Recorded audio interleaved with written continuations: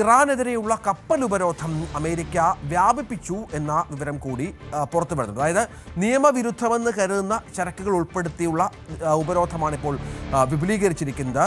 Iran തീരത്തേക്ക് എത്തുമെന്ന് സംശയിക്കുന്ന ഏതു കപ്പലിനെയും തടഞ്ഞു നിർത്തും, പരിശോധിക്കും എന്ന് അമേരിക്ക മുന്നറിയിപ്പ് നൽകുന്നു. ആയുധങ്ങൾ, ആയുധ സംവിധാനങ്ങൾ, വെടിക്കോപ്പുകൾ, ആണവ വസ്തുക്കൾ, അസംസ്കൃത എണ്ണയും ശുദ്ധീകരിച്ച എണ്ണ ഉൽപ്പന്നങ്ങളും, ഇരുമ്പ്, ഉരുക്ക്, അലൂമിനിയം അങ്ങനെ നിരോധിതമായി US കരുതുന്ന വസ്തുക്കൾ ഈ പട്ടികയിൽ ഉൾപ്പെടുന്നു എന്നുള്ളതാണ് ഏറ്റവും പ്രധാനപ്പെട്ട ഒന്ന്.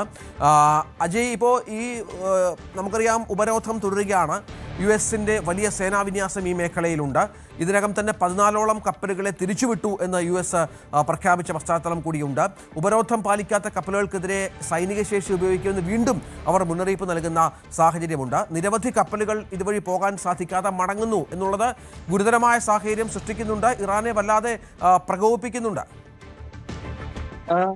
ഇപ്പോൾ ഇത്തരത്തിൽ US-ന്റെ പ്രകോപനങ്ങൾ അത് തുടർച്ചയായി നീണ്ടുകൊണ്ടിരിക്കുകയാണ്. ഇപ്പോൾ ഇത്തരത്തിലൊരു ഉപരോധം തുടരുന്ന പശ്ചാത്തലത്തിൽ അടുത്ത ഘട്ട ചർച്ചകൾ എപ്രകാരമാകും എന്നുള്ളത് വലിയൊരു ചോദ്യമാണ്.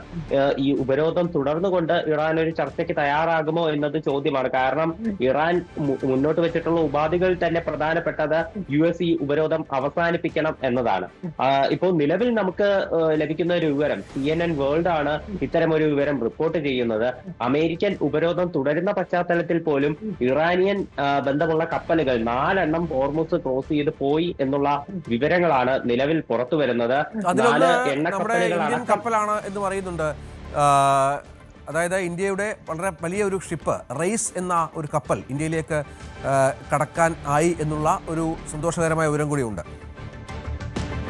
ഇത്തരത്തിൽ ഒരു 4 കപ്പലുകൾ എന്തായാലും ഇറാനിയൻ തീരത്ത് നിന്ന് നിലവിൽ ഹോർമുസ് കടന്നിട്ടുണ്ട്. അപ്പോൾ അമേരിക്കൻ ഉപരോധം നിലവിൽ പൂർണ്ണമായിട്ടില്ല എന്നൊരു വസ്തുത കൂടി അവിടെ നിലനിൽക്കുന്നുണ്ട്. നിരവധി കപ്പലുകളെ US തടഞ്ഞുവെങ്കിലും 4 കപ്പലുകൾ മേഖലയിലൂടെ കടന്നുപോയതായിട്ട് CNN വേൾഡ് അടക്കം റിപ്പോർട്ട് ചെയ്യുന്നുണ്ട്. അപ്പോൾ അമേരിക്കയുടെ ഇത്തരം ഒരു ഉപരോധം കൂടി പൊളിഞ്ഞു പോകുന്നുണ്ട്.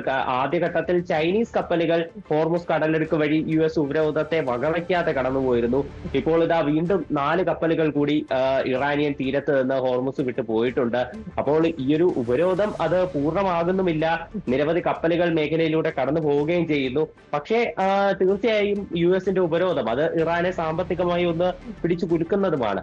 ഈ ഒരു ഭീഷണികളും ഉപരോധവും അതുപോലെ തന്നെ വൻ സൈനിക വിന്യാസം, ആയുധശേഷി ഇതെല്ലാം വെച്ച് അമേരിക്ക ഭീഷണി തുടരുന്ന പശ്ചാത്തലത്തിൽ ഈ അടുത്ത ഘട്ട ചർച്ചകൾ അതൊരു ചോദ്യം തന്നെയാണ്. ഇറാൻ ഈ ഉപാധികൾ മുന്നോട്ട് വയ്ക്കുമ്പോൾ അമേരിക്ക താൽക്കാലികമായെങ്കിലും ഉപരോധം അവസാനിപ്പിക്കുമോ എന്നുള്ളത് നിലവിൽ വ്യക്തമായിട്ടില്ല. ട്രംപ് അത്തരം ഒരു സൂചനകളൊന്നും നൽകുന്നില്ല. ഉപരോധം തുടരും എന്ന് തന്നെയാണ് US-ന്റെ ഭാഗത്തു നിന്നുള്ള വൃത്തങ്ങളും സൂചിപ്പിക്കുന്നത്.